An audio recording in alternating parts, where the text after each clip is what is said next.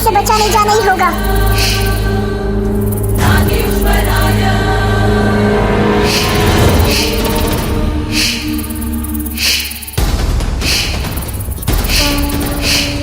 देखता हूँ अभी इस वार से कैसे बचेगा। देख नाग, निकल यहाँ से। ये नागमणि हमारी है, तुझे समझ आ गया? इससे तो मैं छोड़ूंगा नहीं। तूने पीछे मेरे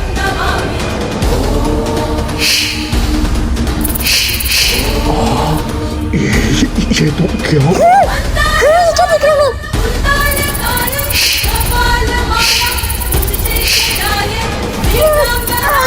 तुम इसकी रखवाली करो, मैं नहीं देखता। काले नाग रुक जा, ये तो मैं नहीं मार सकूंगा, लेकिन पहले चुटकी में इसे तो खत्म करूँ। तुम जाकर रखवाली करो, मैं देखता हूँ ऐसा। जब मैं नागमणि की रखवाली करता हूँ तुम इसे संभाल लो। ये कातिलों के हाथ में नागमणि कभी नहीं आना चाहिए। ये शिव जी की तरह हरा। अब तुम देखो मेरा खबर।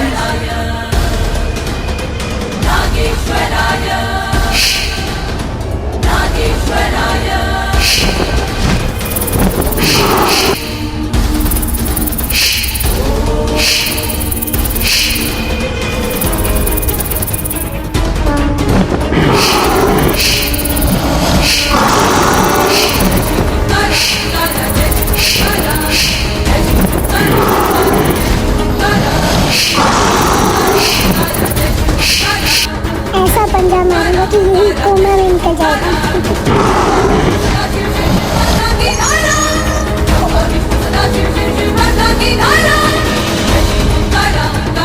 अब नागमणि हमारी।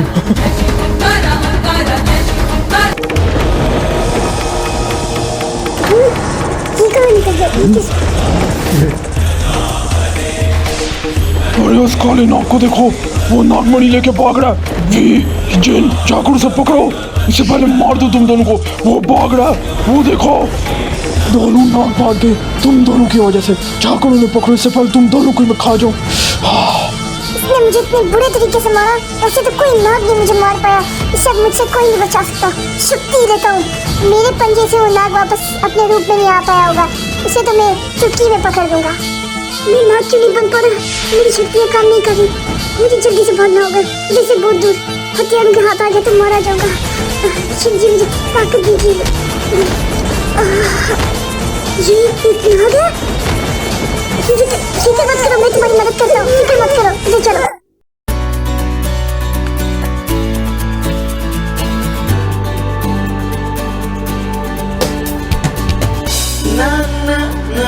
ये आदमी कौन है और मुझे यहाँ क्यों लेके आया? क्या ये मुझसे डरा नहीं?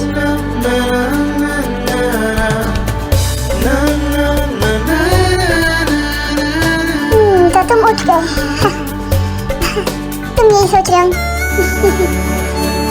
कि मैं तुमसे डरा क्यों नहीं? इसका जवाब है मेरे पास। ये क्या बोल रहा हूँ, मुझे इसकी कुछ समझ क्यों नहीं आ रही। तुम्हें भूख लगी होगी ना? तुम्हारे लिए कुछ लाता हूँ।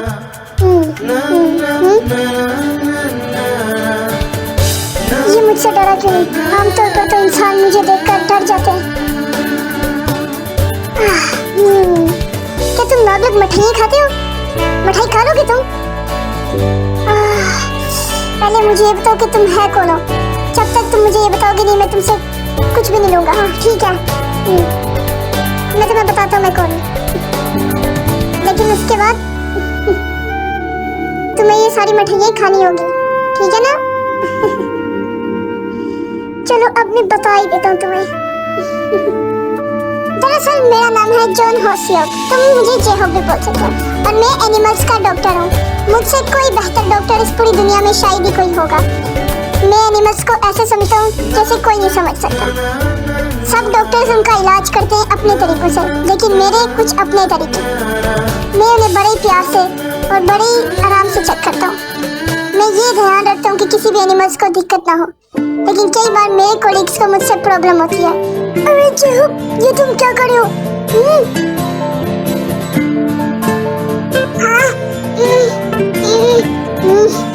इंजेक्शन लगाओ। मुँह क्या देख रहे हो?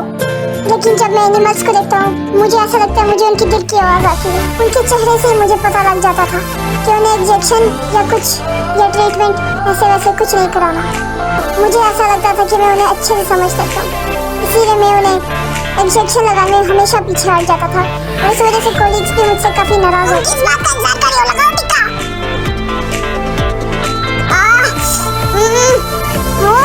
लगा रही क्यों नहीं? ये हो फिर से? मुझे ऐसे ही 5 बार काम से निकाल दिया गया, लेकिन मैंने तब भी हार नहीं मानी। मैं यही सोचता था कि काश इंसान समझ जाए कि जानवर भी आखिरकार एक बच्चे की तरह ही होते हैं। कई लोगों के पास तो बच्चे भी नहीं होते, तो वो जानवरों को ही अपने बच्चे मानते हैं। तो इसीलिए मैंने तय किया कि मैं एक जू टाइम खोलूंगा जिसमें हर किस्म का जानवर होगा और हर किस्म की अच्छी खुराक उनको दूंगा। हाँ, यही करूंगा मैं। भले ही मैंने जू टाइम खोल लिया था जानवरों का, लेकिन तब भी लोग मुझसे अपने जानवरों की ट्रीटमेंट कराने आते रहते थे, क्योंकि उन्हें पता था उनके जानवरों को मुझसे बेहतर और कोई नहीं समझ सकता। देखिए, फिर बीमार हो गया। आखिर क्या वजह? टोनी, आखिर बात कि तुम फिर बीमार क्यों हो गए? चलो देखते हैं इस बार तुम्हारी प्रॉब्लम क्या। प्लीज ये जैकेट उतरवा दो। आपकी पेट को ये जैकेट नहीं अच्छी लगती। उस दिन के बाद मुझे ऐसे लगने लगा कि मैं जानवरों की दिल की आवाज़ सुन सकता हूँ, और फिर मैंने उन सारे जानवरों से हर रोज़ के रोज़ बातें करना शुरू कर दी, ताकि मैं उनकी दिक्कतें जान सकूं, उन्हें किस चीज़ से प्रॉब्लम हो रही है ये भी जान सकूं। ओके, तुम्हारी पूरी जगह खराब हो गई है, मैं ठीक कर दूंगा। ऐसे ही हर रोज़ के रोज़ मैं हर जानवर से बात करने लगा और उन सबकी दिक्कतें समझने लगा। मैं ये ध्यान रखता था कि एक एक को देखो, कोई छूट ना जाए मुझसे, चाहे वो चूहा हो, बिल्ली हो, कबूतर हो या बकरी हो, कोई भी हो। मुझे उनके खाने का लेके और उनकी हेल्थ का अच्छे से देखकर ही पता चलता वो ठीक है। ओहो, वाह, अरे लूसी तुम बहुत बड़ी हो गई हो। मैं तुम्हें देता हूँ, तुम भी बड़ी हो गई हो। ओह वाह, तुमने तो बच्चे भी दे दिए। मैं उन्हें ऐसे खुशी से खेलते हुए देख के ही खुश हो पाता था। यही है मेरी जिद, जानवरों का ध्यान रखना, उनके खाने का ध्यान, इसी से मुझे खुशी मिलती है। यही मेरी जिंदगी है और यही मेरा सब कुछ है।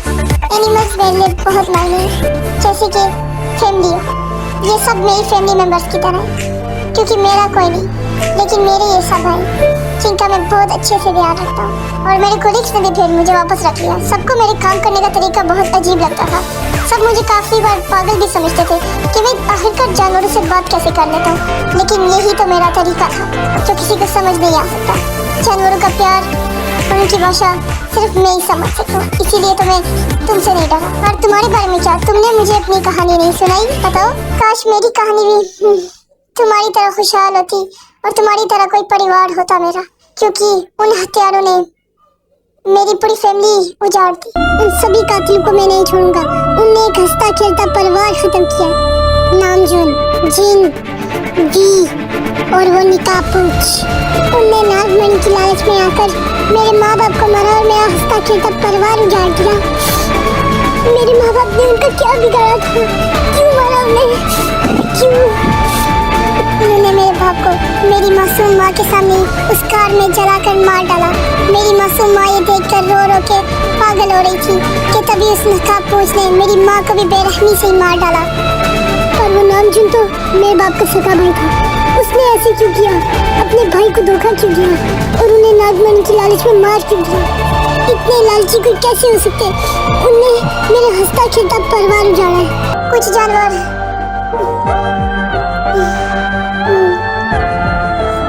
इतने अच्छे नहीं होते जितने तुम सोच रहे हो। उन सभी से मैं ऐसा बदला लूंगा कि वो देखते कि देखते रह जाएंगे। मैं अंत तक तुम्हारा साथ दूंगा, एक साथी की तरह। लेकिन क्या तुमने अब तक उनमें से एक को भी नहीं मारा?